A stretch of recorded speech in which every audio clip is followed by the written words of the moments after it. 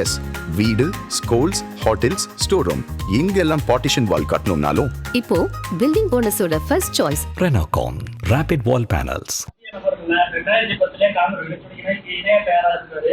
அதனால அவர் புதிய நபர்கள் எப்படி இருக்காங்க? சரியா நடிகர் விஜய் வந்து காங்கிரஸ் கட்சிக்கு புதிய நபர் இல்ல.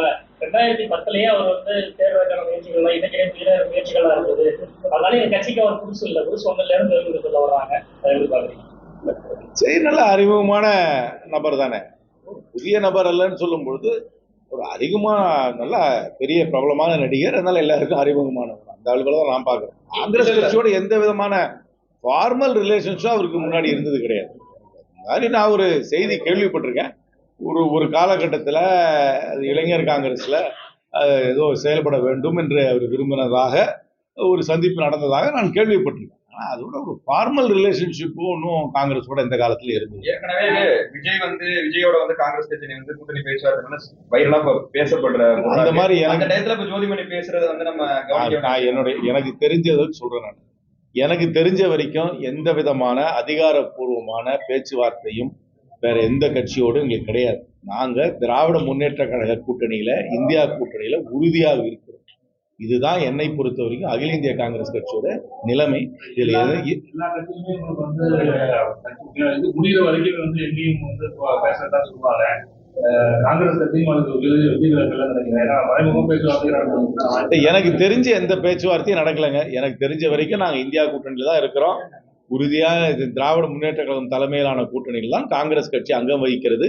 அந்த கூட்டணி தான் தொடரும் என்று நான் முழுமையாக நம்புகிறேன். அந்த கூட்டணி தான் இந்த தேர்தலில் வெற்றி பெறும் என்று நான் நம்புகிறேன். ஆட்சியில் இன்னும் வலுவா போயிட்டு அது இப்ப பேட் டைம் அதை பத்தி பேசுறது. இப்ப பேட் டைம் அதை பத்தி பேசுறதுக்கு யதார்த்த அரசியலையும் பார்த்து தான் பேச வேண்டியதா இருக்கு. இன்னைக்கு இருக்கிற சூழல், அண்மையில் நடந்த தேர்தலுக்கு பின்னர் இதை பற்றி இப்பொழுது பேச வேண்டும் என்று நான் அவசியமாக கருதவில்லை. நாங்க எதிர்பார்த்த முடிவு வராதது எங்களுக்கு இது ஒரு பின்னடைவு தான். அதை நான் இல்லைன்னே சொல்ல மாட்டேன். ஆனா அந்த தேர்தல் முடிவு தமிழ்நாட்டை பாதிக்குமான்னு கேட்டீங்கன்னா கண்டிப்பா பாதிக்காது. ஆனா காங்கிரஸ் கட்சிக்கு இது ஒரு பின்னடைவு தான். நாங்க நல்லா எதிர்பார்த்தோம் அந்த தேர்தலில். ஆனா அங்க அவங்க ஒரு வலுவான கூட்டணியை, அங்க தேசிய ஜனநாயக கூட்டணி வலுவான கூட்டணி, குறிப்பாக அந்த ராம்விலாஸ் பாஸ்வான் கட்சியை அங்க சேர்த்தது அவங்களுக்கு ஒரு கண்டிப்பான ஒரு பலத்தை கூட்டி இருக்கிறது. 5% ஓட்டுகள் அதனால கூட்டி இருக்கு. அதுக்கப்புறம் 2 சமுதாய கட்சிகளால இன்னும் ஒரு 2% கூடுச்சு. அதுக்கப்புறம் ஏஐஎம்எம் தனியா நின்றதுனால எங்களுக்கு வாடிக்கையாக வர வாக்குகள் கொஞ்சம் பிரிந்தது. அதற்கு எல்லாத்துக்கும் மேலாக நேரடியாக 10,000 ரூபாய் ஒரு பெண்கள் அக்கௌண்ட்லயும் போட்டது என்னை பொறுத்த வரைக்கும் பெண்களை பெருளவுல ஊக்கப்படுத்தி அது அந்த அணிக்கு வாக்களித்து அந்த காரணத்துக்காக தான் காங்கிரஸ் கட்சி எதிர்பார்த்த முடிவு வரவில்லை. எங்களுக்கு கடந்த தேர்தலில் என்ன வாக்குகள் கிடைச்சதோ அதே வாக்குகள் தான் இந்த தேர்தலையும் கிடைச்சிருக்கு. கடந்த தேர்தலில் ராஷ்டிரிய ஜனதா தளுக்கு என்ன தேர்தலில் வாக்குகள் கிடைச்சதோ அதே தான் இந்தியும் கிடைச்சது. அதனால கூட்டணி அங்க இன்னும் கொஞ்சம் பலமாக அமைந்து அதற்கு மேலாக இந்த 10,000 ரூபாய் கொடுத்ததுனால நாங்க எதிர்பார்த்த முடிவு எங்களுக்கு அது எனக்கு அந்த மாதிரி எந்த டேட்டாவும் என்கிட்ட இல்ல. எனக்கிட்ட இல்ல. வேற அந்த டேட்டா என்கிட்ட இல்ல. அதனால அந்த டேட்டா இல்லாமல் அது நேரடியாக நான் அந்த டேட்டாவை பார்க்காம என்னால் அதை சொல்ல முடியாது.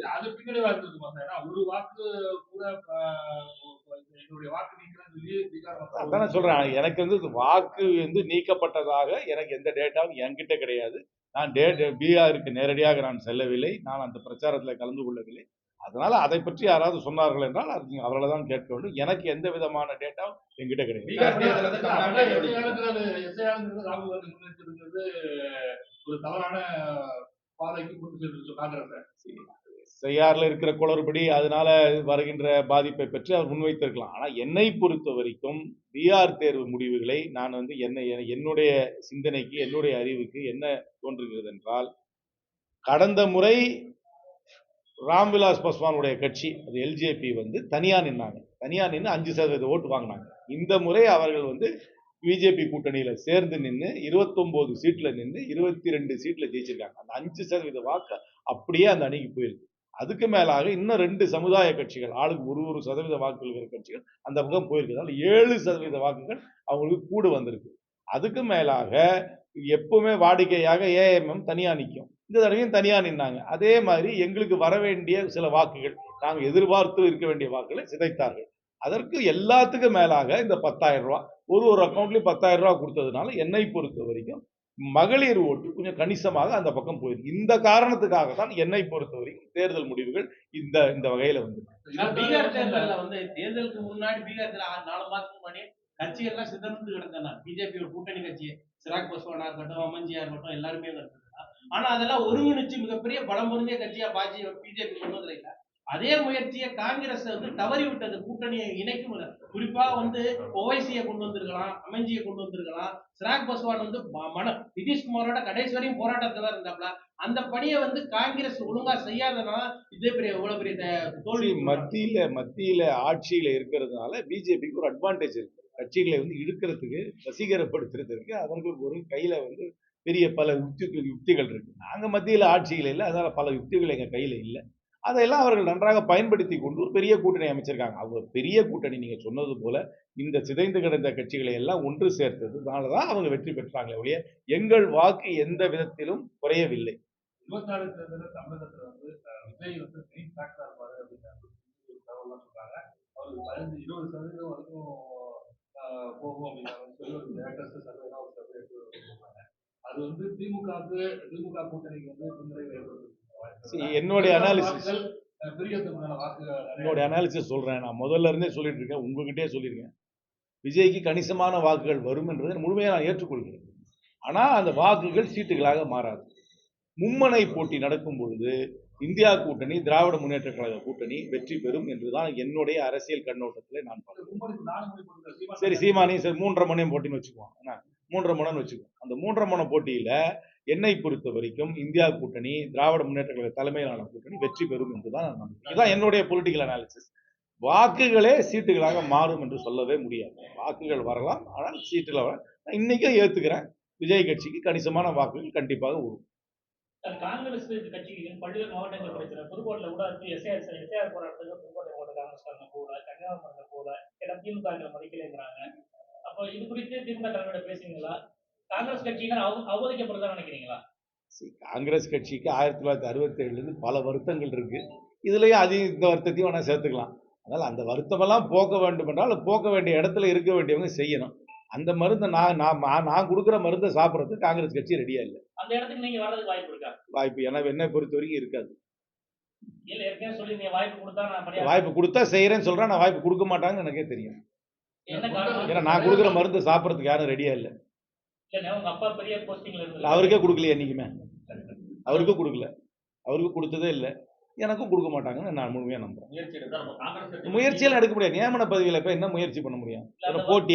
போட்டி எலெக்ஷன்னா இப்போ நாமினேஷன் போடலாம், அதுக்கப்புறம் நம்ம வாக்களிங்கன்னு கேட்கலாம். நியமன பதவியில போய் என்ன முயற்சி பண்ண முடியும்? ஒரு முயற்சி பண்ண முடியாது. அந்த வெற்றிக்கு அப்புறம் வந்து இப்ப தமிழகத்தை நோக்கி பிஜேபி பார்வை திரும்பிடுச்சு. நாளை கூட பிரதமர் இங்க வரலாம். அடுத்தடுத்து இப்ப மத்திய அரசோட நலத்திட்டங்கள் வந்து நேரடியாக அங்க பீகார்ல எப்படி 10,000 ரூபாய் போட்டாங்களோ அது மாதிரி நேரடியா போடுறதுக்கான முயற்சியில வந்து மறுபடியும் அதிமுக பிஜேபி கூட்டணி தான் வரும்னு அரசியல் நோக்கர்கள் சொல்றாங்க சார். தவறான அனாலிசிஸ்.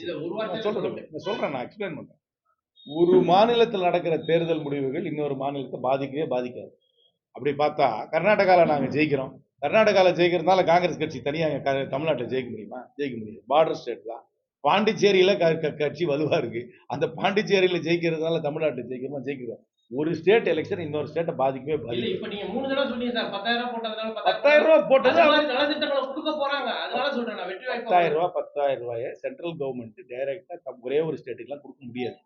கொடுத்தா ஸ்டேட் கவர்மெண்ட் தான் கொடுப்பாங்க. இருக்கையில கொடுத்தாங்களே சார் பீகார்ல. அது ஸ்டேட் கவர்மெண்ட் கொடுத்தாங்க சார், சென்ட்ரல் கவர்மெண்ட் கொடுக்கல. பீகார் அது மாதிரி தான் செய்ய போறாங்க மத்திய அரசுங்கிறாங்க.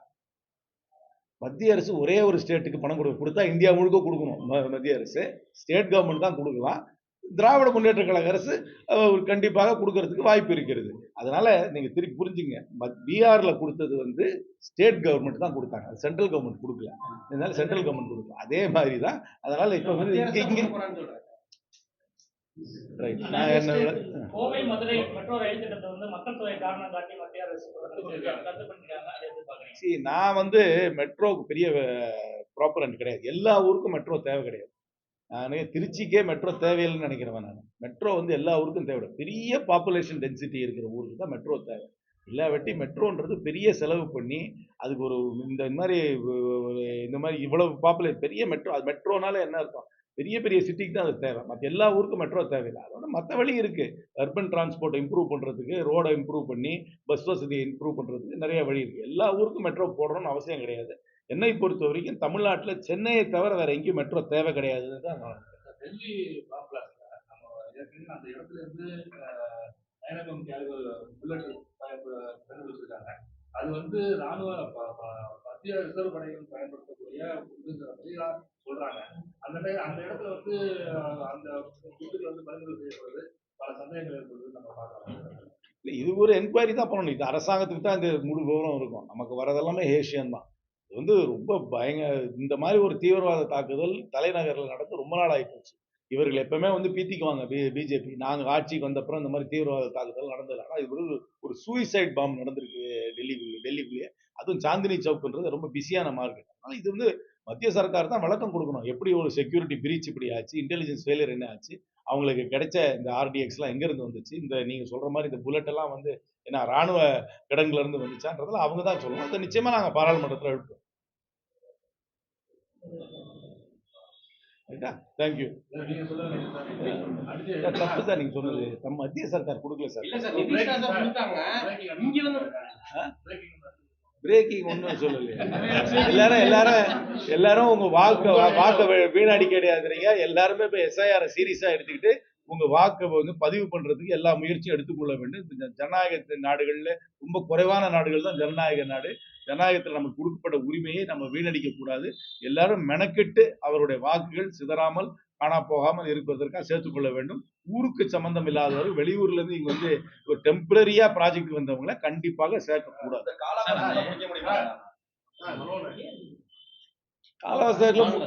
காலவாசத்துல முடிக்க முடியாட்டி எக்ஸ்டென்ஷன் கொடுத்து தான் ஆகணும். ஏன்னா யாரும் எலிஜிபிள் ஓட்டர் யாருமே வந்து இன்க்ளூட் ஆகக்கூடாது. காலவாசத்துல முடிக்க முடியாட்டி அது வந்து எக்ஸ்டென்ஷன் கொடுத்து தான் ஆகணும். தேங்க்யூ.